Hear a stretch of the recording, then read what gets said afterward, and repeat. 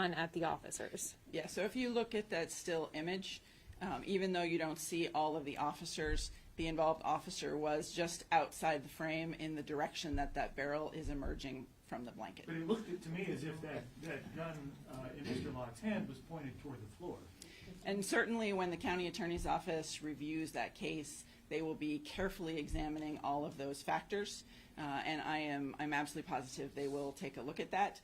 Of course, we all know these events happen very rapidly, and as there's a gun emerging in your direction, you're forced to make a split-second decision about when it's a threat. And Chief Huffman, no, hold on. Chief Huffman, no, do not. Okay, I'm not a threat. I don't have a gun. Okay, don't treat me like I'm a threat. This is what I would call the anatomy of a cover-up. This is unacceptable. I'm sorry, it is. When I agreed to work with you on the work group, we talked about the importance of transparency and accountability. And here, what we are seeing is business as usual. And you know this, Amelia. You know this, Jacob. I don't know how you guys slept that night.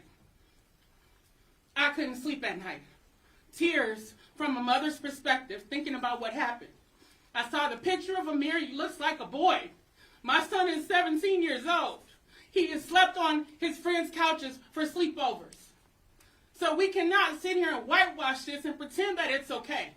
You knew that I was not going to stand for police violence and a push for accountability, yet you asked me to be a part of the work group. And I knew what I thought I was signed up for. This isn't what I signed up for.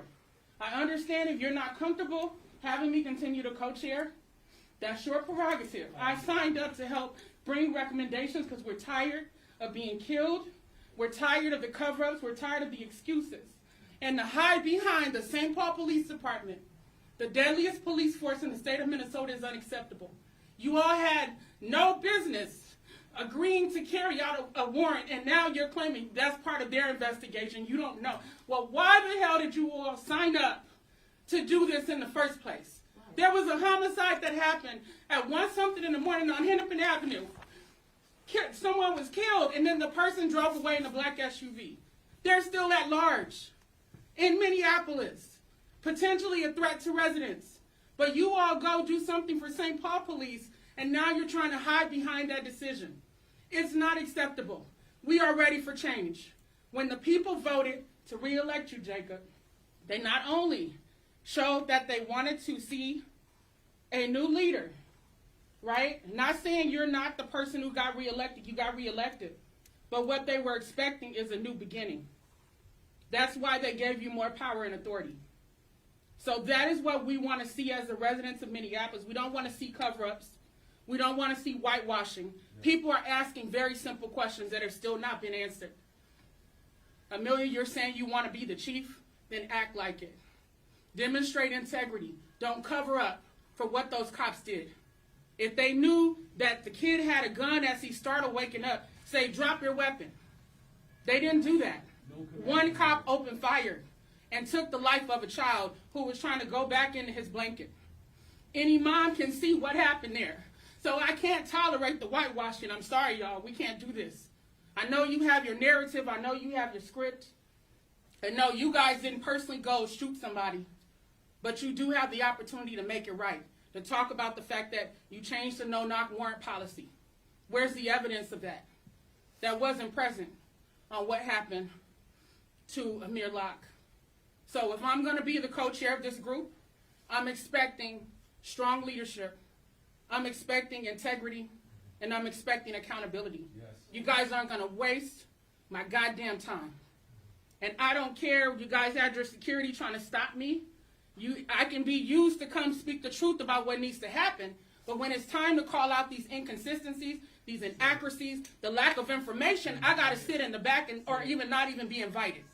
I'm not here for it. We fought too long, too hard, as people in jail, including Cortez Rice, trying to get the court to show what's happening in the courtroom so people can see what's going on. People have put their lives on the line because we're ready for change. So we're expecting from this point forward for you guys to do something different. I'm not playing. We're not here for it. We're not here for it. I'm only committed to working on this work group. if you all are committed to being honest and transparent and not covering up the bullshit. Including, Thank you. why did you release pictures of his gun, but no pictures of the gun of the officer who killed him? Why have you not released that information? You know, this man did not shoot anyone. He did not discharge his weapon. Why did you release his gun? That was a disgusting vilification of this man. That is inexcusable. It is utterly disgusting that you would release a picture of his gun, even though he never fired his weapon. And you know he didn't fire his weapon because you have both seen the video.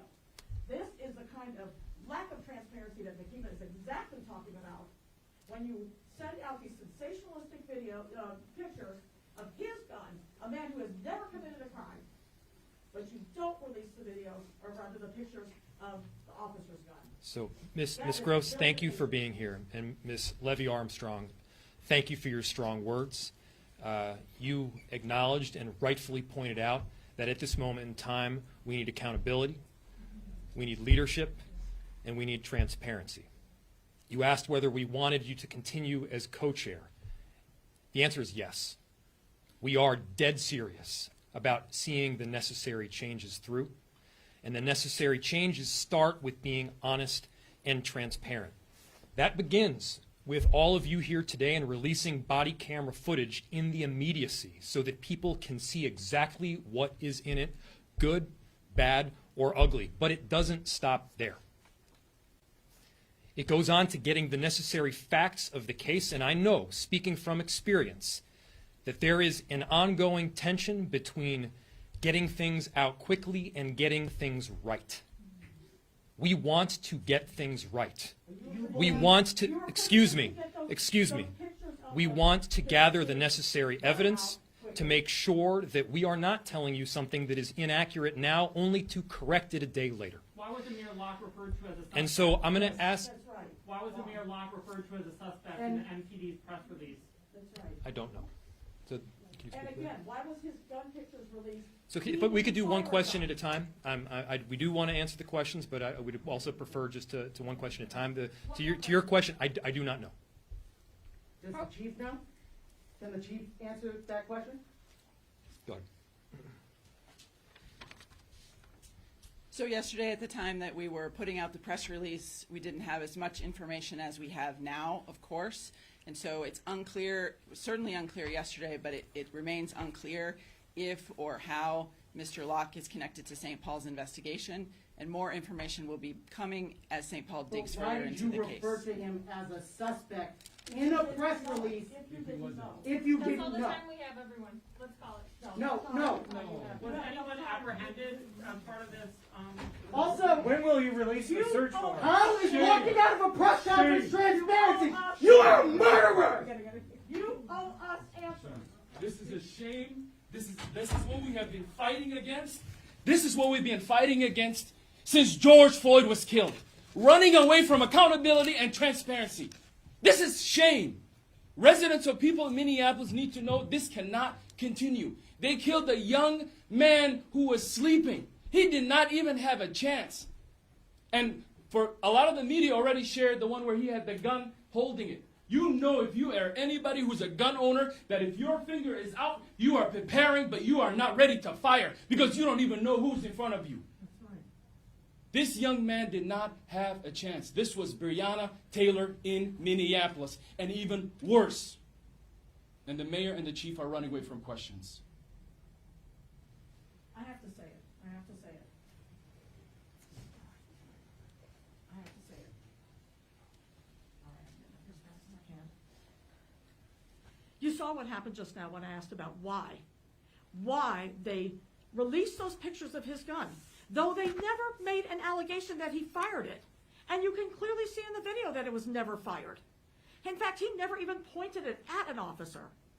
But yet, they will not answer the question of why they released that sensationalistic, demonizing picture, but yet they did not release anything about the officer except his name until finally now.